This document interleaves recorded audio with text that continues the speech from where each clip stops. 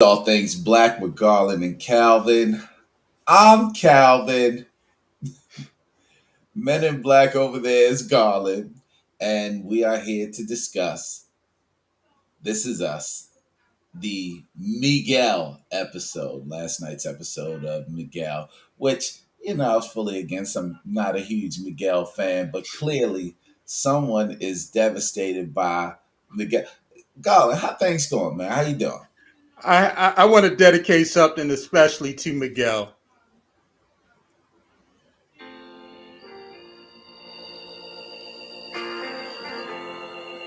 Can you hear that?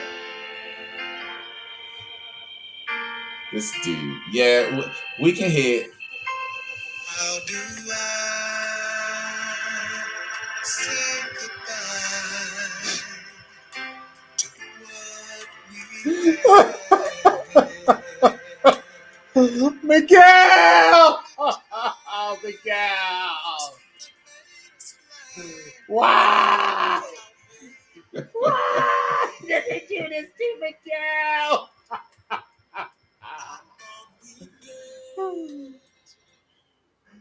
I'll save it for later. I know you don't appreciate this. You don't appreciate everything about Miguel, and I'm going to mourn Miguel. I don't know what you're going to do, but I'm going to mourn Miguel because last night they sent Miguel out like a champ.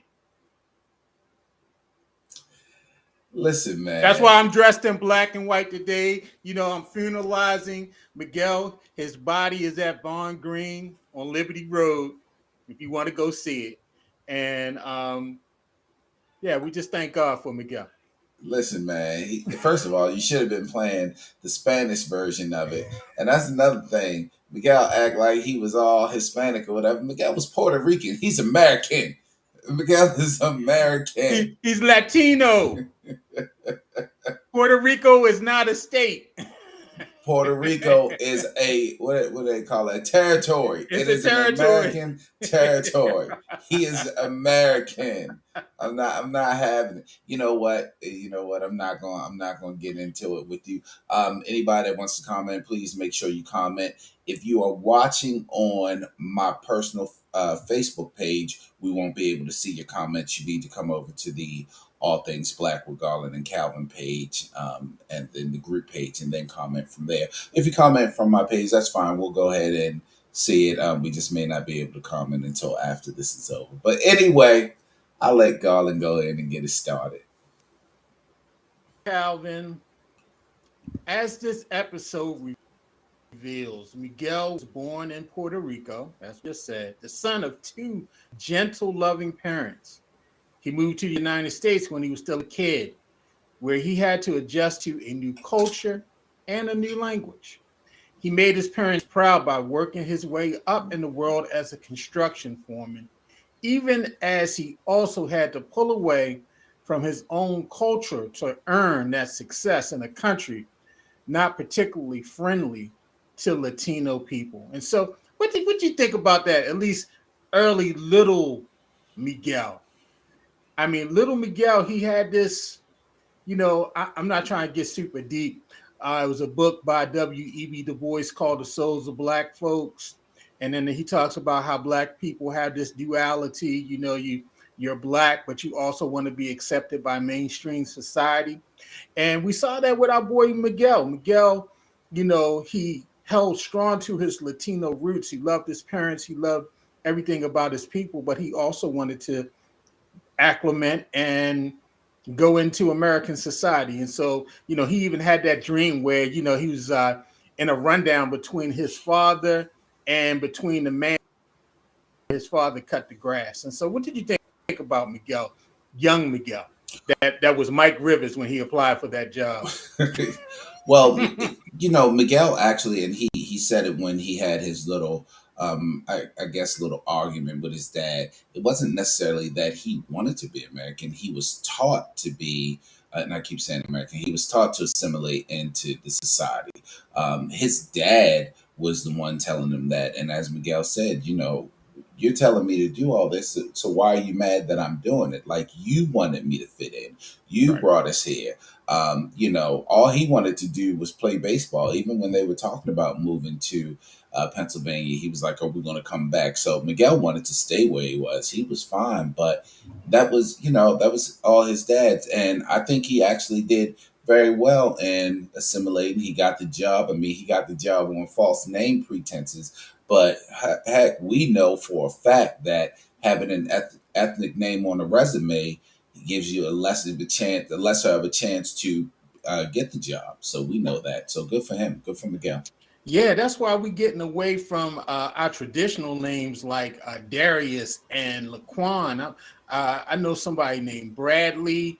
I know I know a couple Jackson. So the next generation, that y'all giving them these nice, good names, but when they show up at the office, it ain't gonna make a difference. Because Well, when they get there, they're gonna see let me that Jackson and Bradley are black. they giving them these nice names until they make it to a certain level of money, because then you start getting names like Blue Ivy or I mean, You can name if you Jay-Z, you can name your child Mud if you you want. you pretty much you You ain't pretty got much can. Blue Mud, The Kardashian kids have crazy names. Wes, Yeah, they just. But anyway, that's off Shoe, topic. Sock.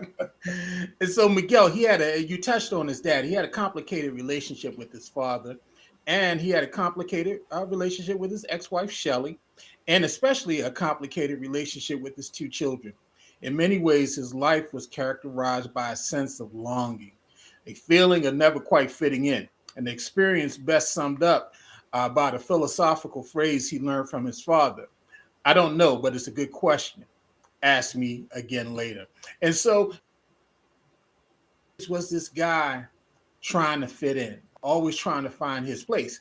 And in the process of trying to find his place and fit out, he meets the Pearsons. And hilariously, it turns out that Rebecca initially has some kind of bizarre grudge against our boy Miguel. I don't know why. He's so lovable. I love that rather than stretch out the drama, Calvin, of Rebecca and Miguel's courtship, this episode emphasized its simplicity instead. And so she's the one. I want to point this out. She made the first move with Miguel. Okay, she came after Miguel.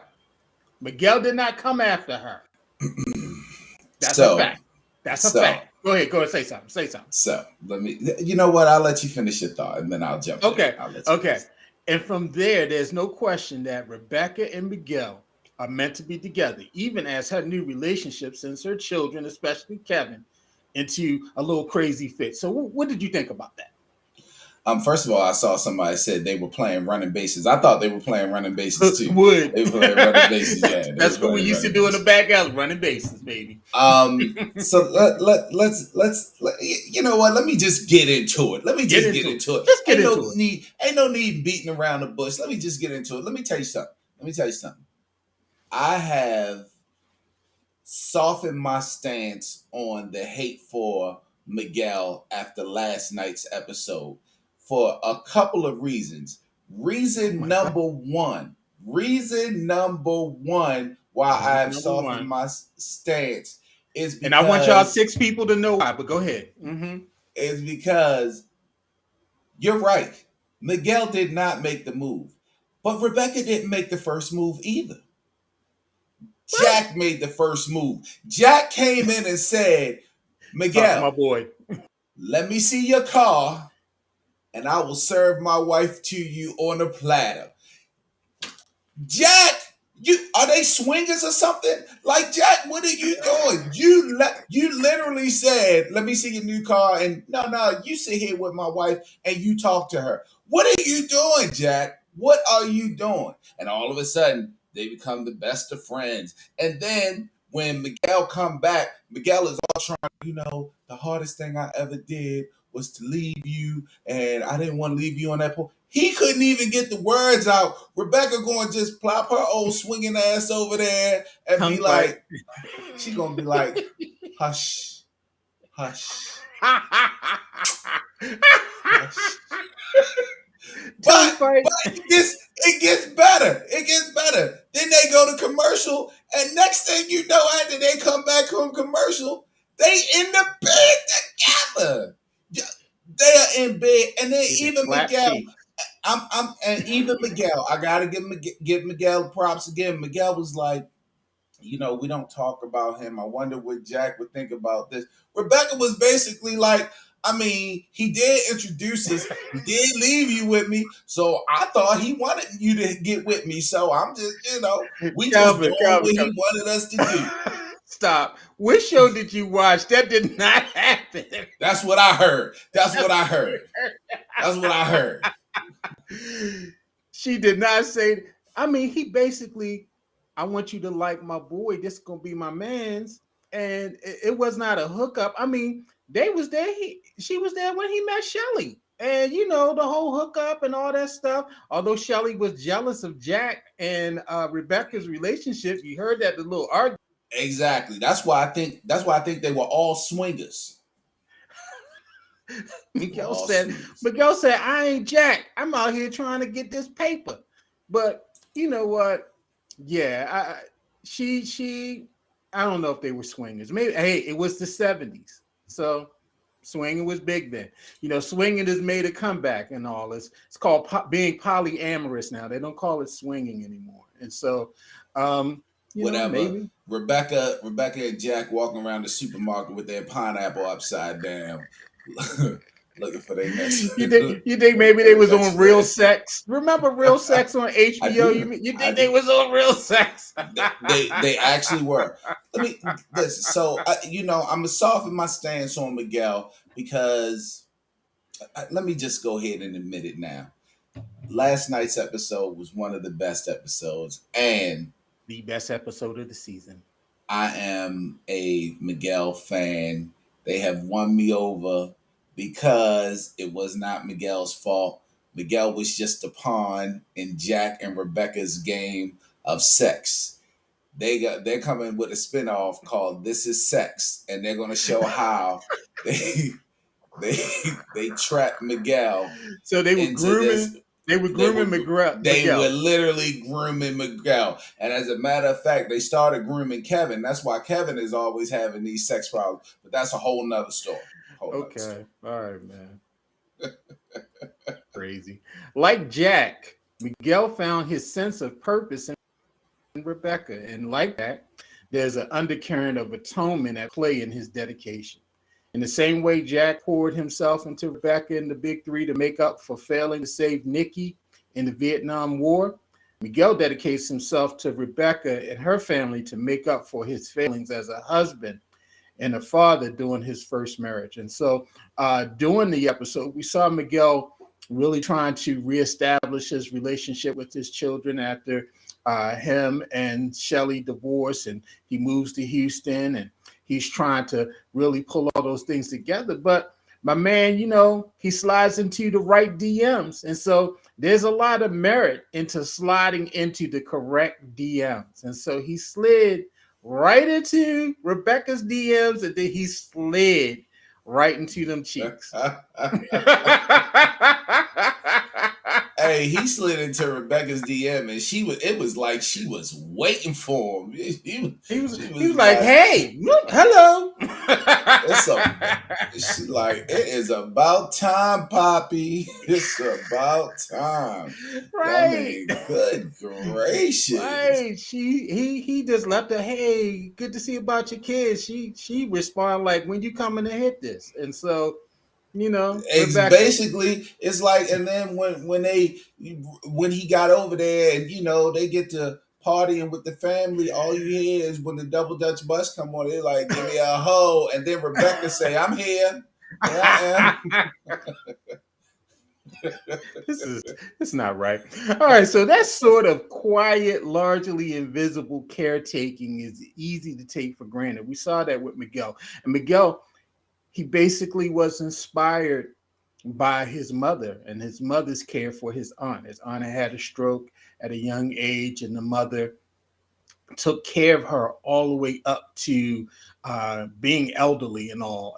At one point, Miguel was even trying to get a nurse, and it's kind of inspiring. I thought about myself, Calvin, when I look at my parents and my mom. Although my her mother eventually, because of the level of care that she needed, she wound up in a nursing home. But she was going to the nursing home every day, making sure she was being fed right, making sure that she had the proper clothing, that everything, the care was supposed to be at the level that it's supposed to be at. And I see myself and my sister and my wife, we're doing a similar thing now with our parents, and now our children are looking at us. And so hopefully when we get to that point, also they'll see that example of providing that care. And so Miguel, he really just stepped up in a major way. And here at the end of the series, This Is Us finally finds time to give the man his due, both in life and in death. And so when Miguel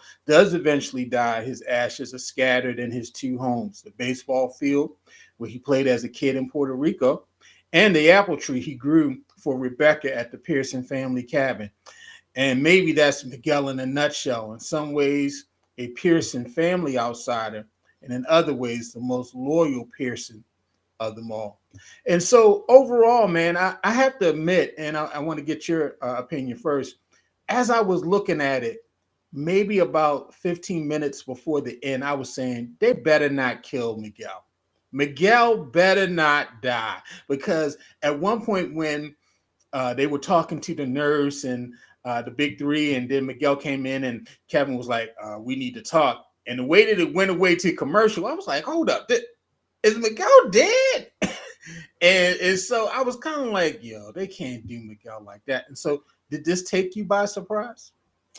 So you could kind of feel it coming on. You just didn't know how or when. I didn't know if he had fallen and hit his head and maybe some sort of brain aneurysm when he fell Right. in the Yeah. When snow. he Like, fell in the you know, snow. you didn't Mm-hmm. know when they showed this bruise on the side. I didn't know if it was going to turn into a blood clot or something. So you knew it was coming. But well, first let me tell you something. One of the other things that really made me respect Miguel in last night's episode was him watching his mom take care of her sister, his aunt, and the things she was telling him, like when you're in love, you do this selflessly. This is what you do, and he literally took that to heart, and he refused to leave. They literally had to drag him from her side to being her caretaker, and they were basically like, "It's not like you're leaving. We just want people to take care, someone to take care of both of you." Right. Um, I had much respect for that.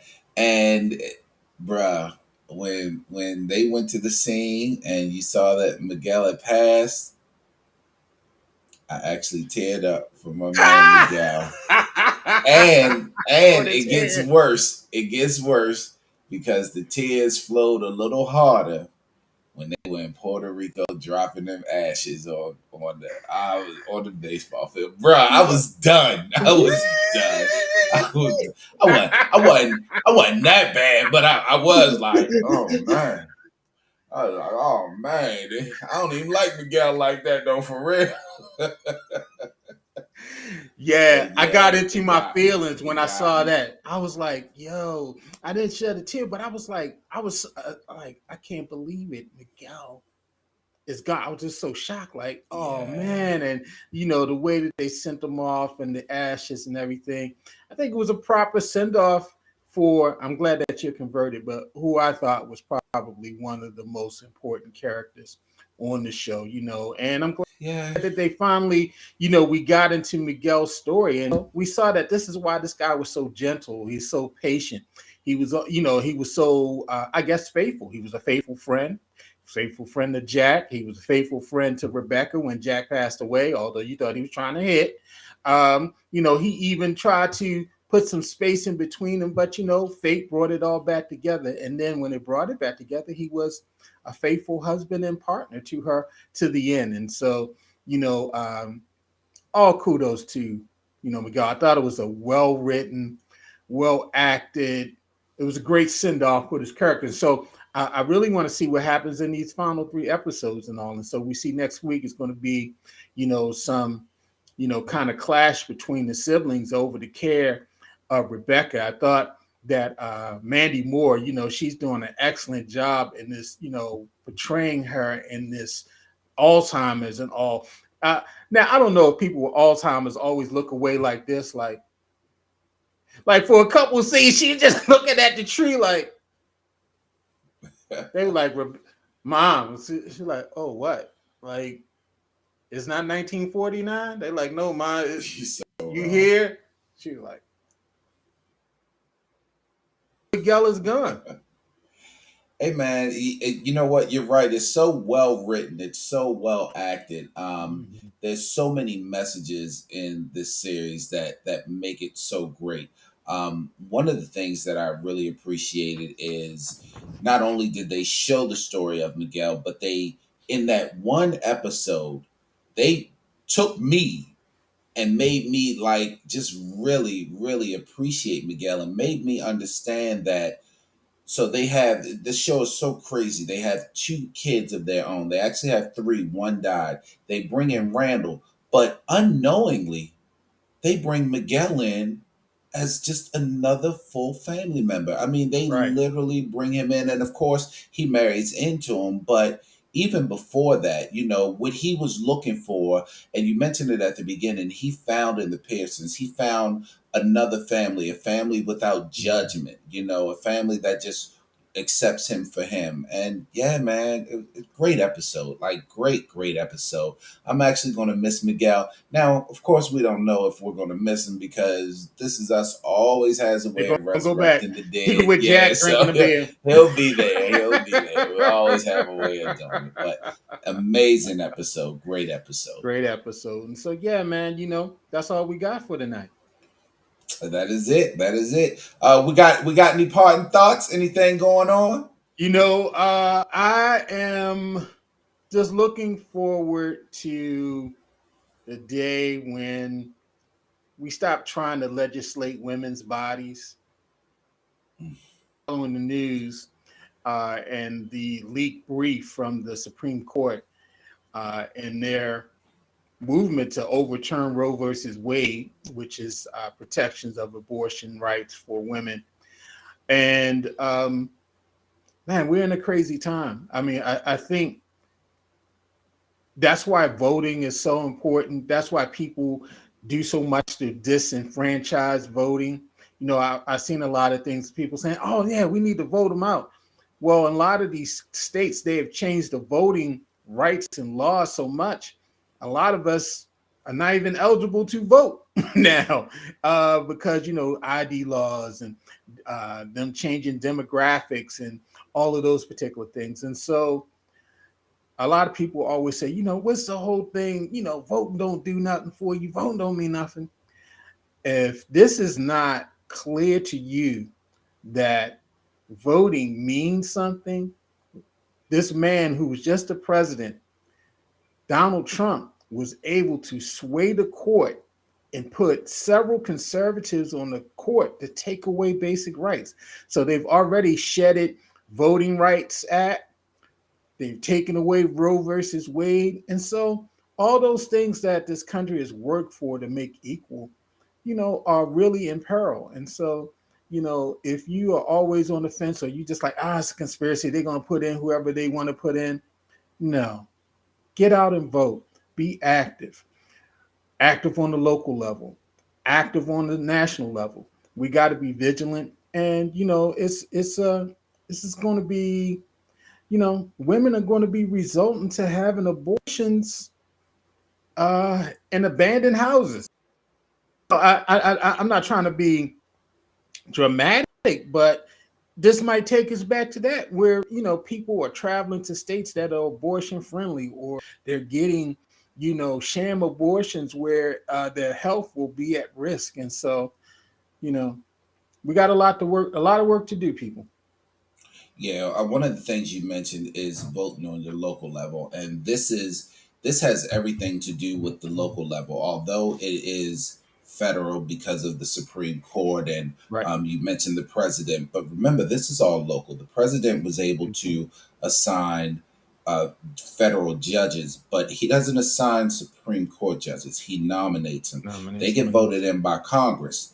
right. Congress is being voted in on the local level. When you vote in your House representatives, your Exactly. senators, you vote them in. You vote them in locally, and just losing one or two seats, they gerrymander to get more seats. But just losing one or two seats is the difference between someone getting onto the Supreme Court.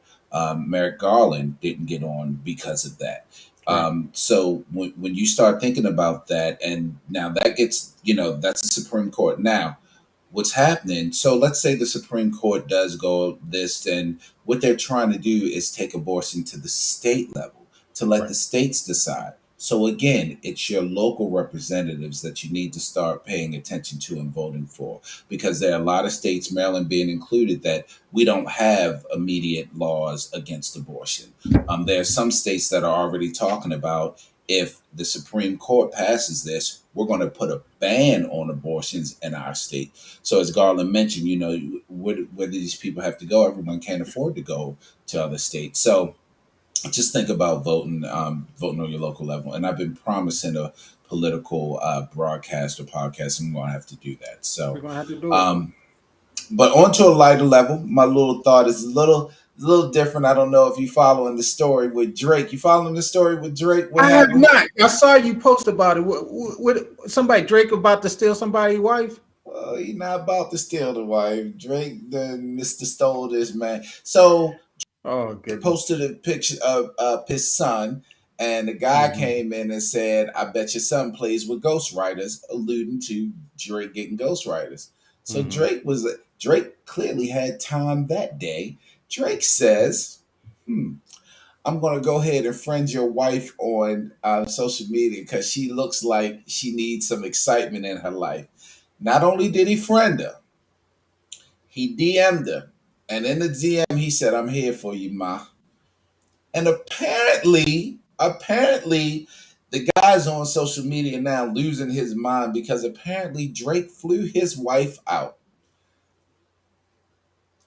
Now I can't confirm or deny the flew out part. I can Wow. confirm that he jumped in her inbox. It is crazy. It's just funny. Leave these celebrities alone, y'all. They got resources that we don't have. Right. We get on there, we get on social media, we clown these celebrities, and all they doing is blocking us. Drake was like, "Nah, I got time." Yeah, Drake not flying Spirit. Drake. Now, if it's true that Drake then flew his wife out, also, I heard that they have kids together, but the kids aren't hers; they're his kids. And if that's the case, I can see her calling up, making a phone call, and be like, "Hey, put your daddy on the phone. I ain't never coming home." Yo, that reminds me of, remember when 50 Cent he flew out Rick Ross's baby mother or something? When he was on the Rick Ross trip, or talking about Rick Ross was the CEO and all Yeah, this but stuff. Yeah. at least Rick Ross got enough money to, come back at him. You're just an ordinary dude, sir. Right. You thought you was doing something, clowning him, clowning Drake on social media, and this man done put your wife in play. He got your wife, sir. Sir, Well, he got your wife. Leave these well, celebrities alone.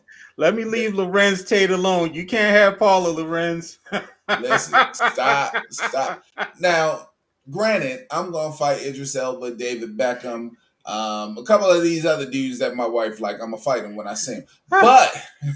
But that's a little different because I ain't gonna clown them on social media. I'm gonna Right. go down fighting. I ain't gonna go down with words. So Lorenz, you was great in Menace to Society, my man. Hey man, Miguel episode was really good. Make sure you all join us this Saturday. Well, our podcast. You got to listen to our Yeah, podcast on we talking some Spotify. good stuff. It's now on Apple Podcasts, so you can find it on Apple Podcasts. It's called ATB Presents Fanboys. So you got to listen to it. Especially on Apple. We want you to rate us, review us, leave a message, leave a comment. Make sure we get you. We want sponsors. That's what we're looking for. We're looking for sponsors. We're looking to take this thing off. So we can't do it without your help. So hopefully you all will help us out. But we will be back next Wednesday when we discuss the next episode of This Is Us. Also, the Shy is starting next month, June 24th. Yeah, The Shy, I'm about to say the Sky. The Shy is starting. I believe this is the last season of the Shy, if I'm I hope correct. so. I hope so. How much more can they mess this up? This better Showtime. The executives at Showtime, please make this the last season of The Shy. You so The wrong. Shy's gone on 3 seasons longer than it should have. Hey, it may not be the greatest, but it's a black show, so keep on rolling, Shy. If you want, hey, Shy can go on all as long as it wants to. Yeah, I don't care. I don't care. But anyway, we Oh, thank you they're all gonna for be Coogee joining back. us. Mm-hmm. We thank you all for joining us. We definitely want you to listen to our podcast that'll come out this Saturday, and hopefully you'll join us next week. As always, this is All Things Black with Garland and Calvin. I'm Calvin. That guy over there who was crying for Miguel is Garland. And until next week, we will see you all later.